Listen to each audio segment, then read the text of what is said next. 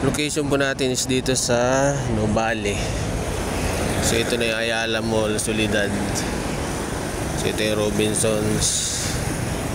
I don't know kung yung pa yung Ayala Mall, Soledad, pero ito yung transport terminal dito sa Nuvali. So along Santa Rosa, Tagaytay Road siya. So kung makikita nyo yan, yung mga packet na yan papuntang Tagaytay yan. So ayan, pababa siya. So ito yung transport terminal niya. So ayan, nakikita ko mga sign dito na papuntang South Station, Calamba, mga van siguro to. And then Robinson Place, Dasmariñas. So ito pala yung Robinson Supermarket dito sa Nuvali.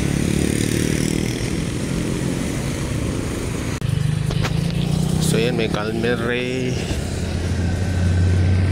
tapos Nuvali. And then ito yung Trans Corporation na mga shuttle bus na nagsiserve dito sa Nuvali papunta ng Makati area. So meron din siyang, so dito pala yan. So ito yung terminal nya. So kung pupunta kayo ng Nuvali, so ayan, alam ko sa One Ayala Station na yung terminal nila eh. So diretso na yun dito. So P2P bus siya. So mas mabilis na yung biyahe niya. So ito mga van pala to, Calamba, Dasmariñas, so Palapala. So meron pala sakayan dito.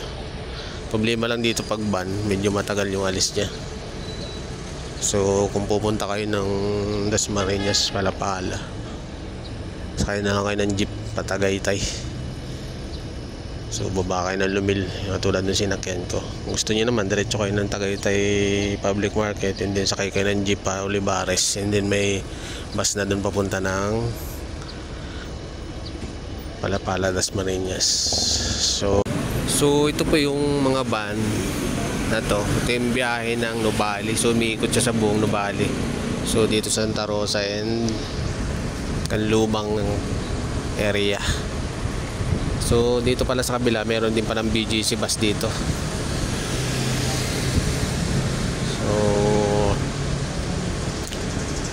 kung naligaw kayo dito, ikot kayo ng Nuvali sa mga subdivision, kasi Nuvali po kasi is consist ng maraming subdivision. So itong van na to, ito yung umiikot dun sa buong Nuvali.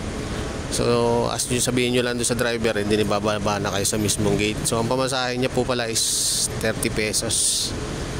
So I think every 30 minutes yata mabiyahe to. And then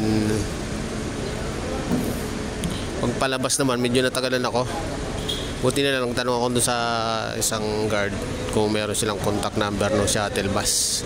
So may binigay siya. So tumawag ako, and then para ma-pick up ako doon sa mismong gate na pinuntahan ko.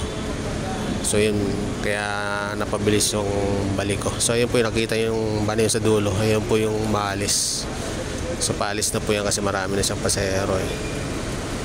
So kung maliligaw kayo sa Nuvali area, so dito lang po yung sakayan. And then pagpalabas kayo sa mismong mga guard, doon kayo magtanong contact number nung mga van, kasi ibibigay sa inyo yun.